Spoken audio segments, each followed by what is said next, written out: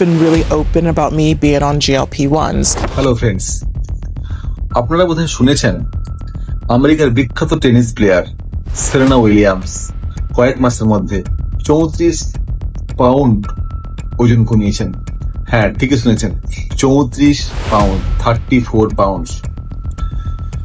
এর জন্য একটা ড্রাগ তিনি ইউজ করেছেন, সেটাকে বলা হচ্ছে জিএলপি অ্যাগনিস্ট বা জিএলপি অ্যানালগ। কি এই ড্রাগ?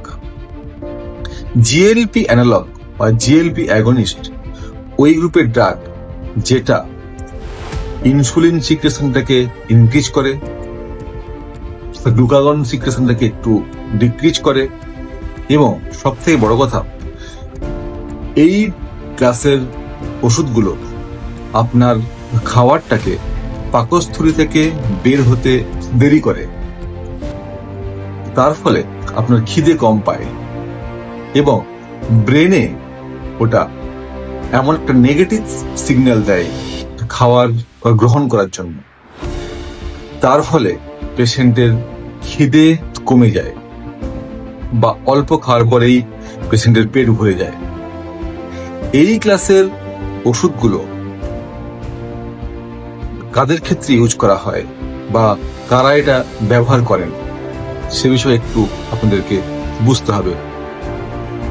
এই GLP-1 অ্যাগনিস্ট বা অ্যানালগ কারা ইউজ করবেন? যদি কোনো পেশেন্টের BMI মোর দ্যান 30 থাকে, অথবা BMI more than 27 with hypertension, hyperlipidemia অথবা টাইপ 2 ডায়াবেটিস মেলিটাস থাকে, তারা এটা ইউজ করবেন। তবে একটা জিনিস মনে রাখতে হবে, যাদের ক্ষেত্রে বর্ডারলাইন পেশেন্ট, মানে BMI 27, 28 বা 29 এবং তারা অন্য কোনোভাবে ওয়েট লস করতে পারছেন না, এক্সারসাইজ, ডায়েট, তারাই কিন্তু জিএলপি অ্যানালগ ইউজ করা ওনাদের পক্ষে ভালো। কেন?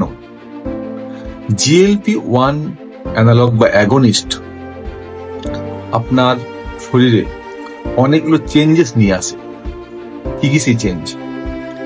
যখন আপনি ডায়াবেটিস পেশেন্ট এবং আপনি খাবার কম খাচ্ছেন, তখন কিন্তু আপনার শরীরে মাসল মাস কম হয়, কমে যায়, যাকে বলে সার্কোপেনিয়া। যদি আপনার সার্কোপেনিয়া হয়, সেটা কিন্তু লং টার্ম আপনাকে অস্টিওপোরোসিস, অস্টিওপেনিয়া, মেটাবলিক বোন ডিজিজ এদিকে নিয়ে যেতে পারে। দ্বিতীয় কথা হচ্ছে, যদি কোনো পেশেন্ট দীর্ঘদিন GLP-1 অ্যাগনিস্ট অ্যানালগ ইউজ করেন, তিনি সিগনিফিক্যান্ট উনি ওয়েট লস করলেন, কিন্তু ওয়েটটাকে লস করার পরে যেদিন তিনি GLP অ্যানালগ বন্ধ করবেন, তার 1 থেকে 1.5 বছরের মধ্যে দেখা গেছে ওনাদের ওয়েট আবার পূর্বাবস্থায় ফিরে আসে।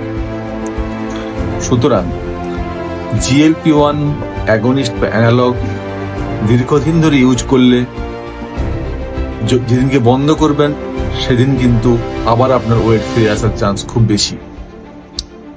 তৃতীয় নম্বর, এর কিছু পার্শ্ব প্রতিক্রিয়া আছে। সাধারণ পার্শ্ব প্রতিক্রিয়া হলো, আপনার যদি স্টমাকে বেশিক্ষণ ধরে খাবার থাকে, তাহলে আপনার বমি বমি ভাব হতে পারে, আপনার গ্যাস হতে পারে, আপনার পেটে ব্যথা হতে পারে, কনস্টিপেশন হতে পারে, এবং কিছু সিরিয়াস সাইড এফেক্ট আছে যেটা কিন্তু US FDA ওয়ার্ন করেছে, যে তার মধ্যে কয়েকটা মারাত্মক সাইড এফেক্ট হচ্ছে gall stone, acute pancreatitis, kidney stone এবং মিডলরি থাইরয়েড ক্যান্সার। সুতরাং যদি আপনি ওভারওয়েট হন, ওবেজ হন, তার সঙ্গে GLP-1 অ্যাগনিস্ট অ্যানালগ ইউজ করার কথা ভাবেন, অবশ্যই একজন বিশেষজ্ঞ এন্ডোক্রিনোলজিস্ট অথবা ফিজিশিয়ান তার পরামর্শ অনুযায়ী ওটা নেবেন।